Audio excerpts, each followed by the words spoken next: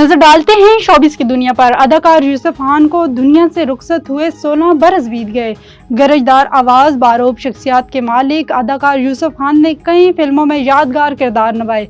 हकीकत से करीब तर अदाकारी का खासा रखने वाले यूसुफ खान 10 अगस्त सन 1931 को मशरकी पंजाब के शहर फिरोजपुर में पैदा हुए। जनूबी भारतीय अदाकार और कॉमेडियन रोबियो शंकर 46 साल की उम्र में शूटिंग के दौरान सेट पर गिरने के बाद इंतकाल कर गए। भारतीय मीडिया के मुताबिक 46 साल तमिल अदाकार और कॉमेडियन रोबियो शंकर एक फिल्म की शूटिंग के दौरान ब्रेन हेमरेज के बायस सेट पर गिर गए, जिसके बाद इन्हें फौरी तौर पर चेन्नई तमिल वार्ड के एक निजी अस्पताल में दाखिल कराया गया। रोबियो शंकर अस्पताल के आईसीयू में जेरे इलाज थे। इनके बढ़ते हुए ब्लड प्रेशर की वजह से डॉक्टरों की तरफ से इनकी कड़ी निगरानी की जा रही थी, ताहम वो चंद ही घंटों में इंतकाल कर गए।